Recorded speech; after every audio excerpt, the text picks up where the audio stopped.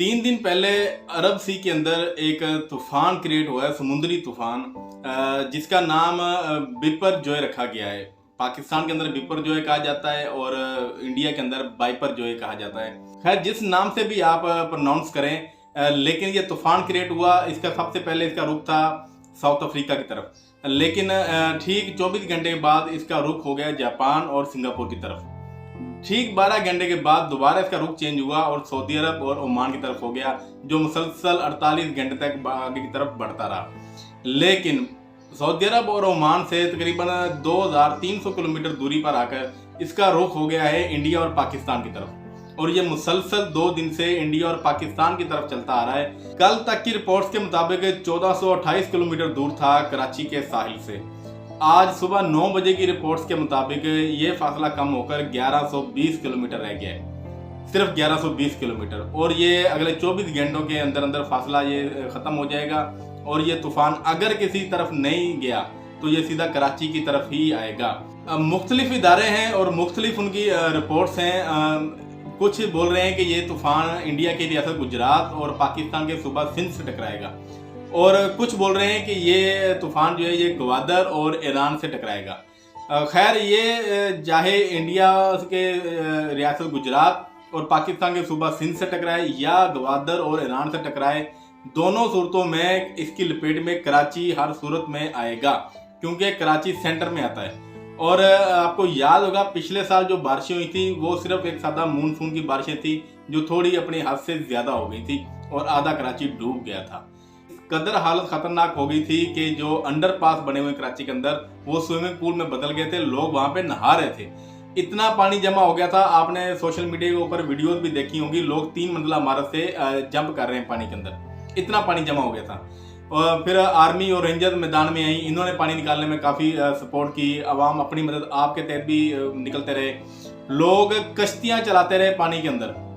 यहाँ तक कि जो कराची का सबसे पोश इलाका है क्लिफ्टन और डीएचए, वो भी पूरे का पूरा पानी के अंदर डूब गया था। लोग वहाँ पे कश्तियाँ चला रहे थे, गाड़ियों के पीछे कश्तियाँ बांध के चला रहे थे। आप वीडियो में देख रहे होंगे, उस वक्त भी आपने ये वीडियोस देखी होंगी।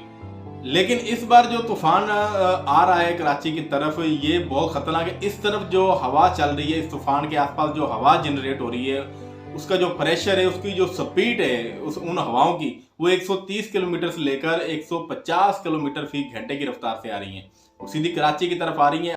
आप तस्वीरें देख रहे होंगे, उसकी डायरेक्शन सीधा कराची की तरफ है। इंडिया के अंदर रेड अलर्ट जारी किया गया है, सऊदी अरब ओमान में भी रेड अलर्ट जारी है, बांग्लादेश के अंदर भी जारी है, श्रीलंका के अंदर भी जारी है, जबकि अगर नहीं जारी है तो सिर्फ पाकिस्तान में नहीं जारी है। अब तक जो एक्शन लिया गया है वो है कमिश्नर कराची की तरफ से जितने भी साहली इलाके हैं उनके अंदर दफ़ा 144 नाफद कर दी गई है। मछेरों को मछली पकड़ने से मना कर दिया गया है, लोगों को समुद्र के करीब जाने से मना कर दिया गया है, समुद्र में नहाने से मना कर दिया गया है। इनके अलावा जो महकमा बल्दियात है, अगर बारिशें होती हैं, क्योंकि इस तूफान से सुनामी का खतरा काफ़ी हद तक कम है, लेकिन खतरा है क्योंकि लहरों की जो ऊंचाई है वो 25 से 30 फीट तक है, तो इससे अगर ये रफ्तार बढ़ जाती है तो सुनामी भी आ सकती है, अल्लाह ना करे। लेकिन सुनामी ना भी आई तब भी बारिशें होंगी और बहुत ज़्यादा बारिशें होंगी। और पिछले साल को अगर आप अपने सामने रखते हैं जो बारिशें हुई थी, तो आप अंदाज़ा लगा लें कि वो एक रूटीन की बारिश थी जो थोड़ी अपने रूटीन से ज़्यादा हो गई थी। और इस बार तूफान की वजह से बारिशें होगी, और किस हद तक जाएंगी और कितनी स्पीड से हवाएं चलेंगी, लोगों की मकानों की छतें उड़ जाएंगी, दरख्त उखड़ जाएंगे, खंभे उखड़ जाएंगे बिजली के, क्या कुछ होगा यहाँ पे आप सोच भी नहीं सकते। और इसके बरक्स जो हमारा महकमा बल्दियात है, जिनका काम है नालों नदी नालों की सफाई कर देना ताकि पानी की रवानी जारी रहे, पानी जमा ना हो, बिल्कुल सफाई नहीं की जा रही है, नाले वैसे पड़े हुए हैं।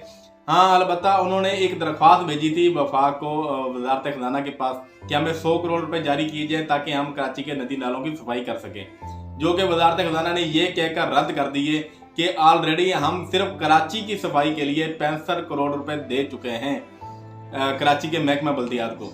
और जो बजट कल पेश हुआ है, उस बजट के अंदर भी 25% कोटा आपका बढ़ा दिया गया है। इसके अलावा हुकूमत सिंध के पास भी इतना फंड मौजूद पड़ा हुआ है कि वो आराम से इन सफाई को करवा सकते हैं अगर करवाना चाहें तो। अब वफाक ने भी पैसा देने से मना कर दिया, बल्दियात ने बोल दिया कि हमारे पास पैसा नहीं है, हम सफाई नहीं करवा सकते। तो कुल्ली तौर पर अगर देखा जाए कराची इस वक्त लावारिस हो चुका है, बिल्कुल बेयारो मददगार छोड़ दिया गया है। अल्लाह पाक रहम करे, हम सब पर अपना खुसूसी रहमो करम फरमाए, इस तूफान को कहीं आगे पीछे कर दे, क्योंकि हमारे इतने वसाइल नहीं है, ना हमारे ऐसे हालात हैं जो हम इन तूफानों का सामना कर सकें। जो कारोबारी लोग हैं वो तो मुतासर होंगे ही, लेकिन जो गरीब तबका है, जो दिहाड़ीदार तबका है बेचारा मजदूरी वाला, अगर ये बारिशों का सिलसिला जारी होता है तो उनके काम भी ठप हो जाते हैं, उन बेचारों के घर के चूल्हे भी ठंडे हो जाते हैं। अल्लाह पाक से दुआ है अल्लाह पाक रहम करम फरमाए, हम सब पर, तमाम इंसानियत पर रहम फरमाए, ये किसी मुल्क की तरफ ना जाए, सबको अपने हिफ्ज़-ओ-मान में रखे। आमीन।